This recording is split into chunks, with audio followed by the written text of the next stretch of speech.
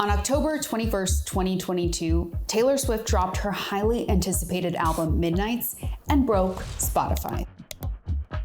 There were so many streams, Spotify crashed. So much excitement, so much hype, it actually crashed Spotify for a little bit. Taylor Swift is the most prolific artist of our time, if you think about it now. In just 24 hours, Midnights was streamed more than 184 million times, making it the most streamed album in a single day on the platform. But while it proved to be an instant knockout for Taylor, it's a dagger to thousands of other artists. And that's because of the tricky way musicians get paid by streaming their music on Spotify. It's so complex and convoluted anyway, you have to write a 50-page frickin' novel to explain how a royalty is paid on a stream. To buy the average artist a cup of coffee, you'd have to stream their music more than 1,000 times. So why are artists paid so little on a platform that generates more than $11 billion annually? The answer boils down to two baffling payout equations that change every month. As the largest platform in music streaming, Spotify has been on top since the app debuted in 2011. Today, it boasts close to 200 million paid users and more than 80 million songs from 11 million artists. But some of the biggest names in music have a serious bone to pick with the streaming giant, including Taylor Swift. Their beef? Artist payout.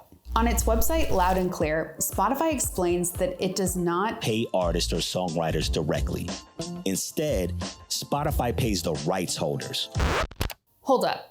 Exactly who are these rights holders? Let's take it back to before Spotify was Spotify.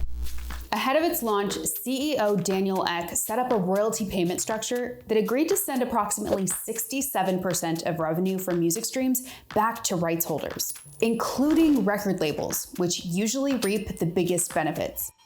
He also gave 3 of the biggest labels a combined 18% ownership stake in the company. And that's really how Spotify was allowed to succeed. It's more about how can we raise our stock price, how can we get dividends back to our shareholders. The artist is the afterthought. According to Jeff's definitive guide to Spotify royalties, Spotify pays 2 separate royalties to stream a song, one for the recording and one for the composition. In both cases, Spotify takes money out of its monthly net revenue pot to pay the royalty fees it owes record labels and songwriters. But how it distributes that money varies based on who it's paying and how many times their music was streamed on Spotify in a given month compared to the total number of streams on the platform. This is what Spotify calls stream share, and it's usually dominated by big-name artists like Taylor Swift. So if you have one artist going super viral, it takes up a lot of that oxygen. Each artist now has to contend with Taylor Swift taking up a greater share of the pot that they all share. Compared to Apple Music and Amazon, Spotify has one of the lowest payout rates in the world of music streaming. And here's where things get even more complicated. Stay with me on this.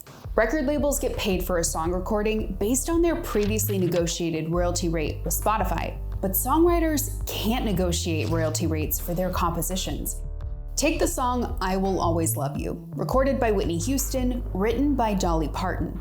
Recording artists like Whitney get paid whatever cut of the deal is outlined in their contracts.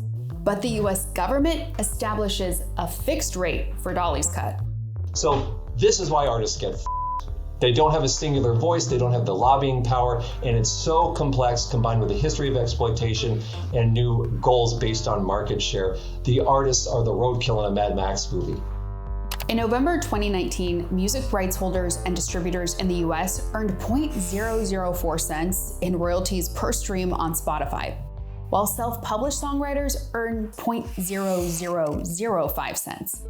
Despite once claiming it was never built to help artists make a living, Spotify has made more of an effort to help artists monetize their music beyond streaming. They can now link directly to their merchandise and concert ticket sales on the app, and get paid directly by fans via Cash App, aka the artist's tip jar.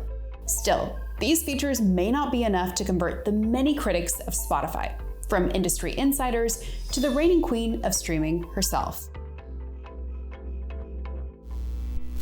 To stream more videos like this one, hit subscribe, and check out the description of this video to subscribe to our daily newsletter for the latest stories in business and tech.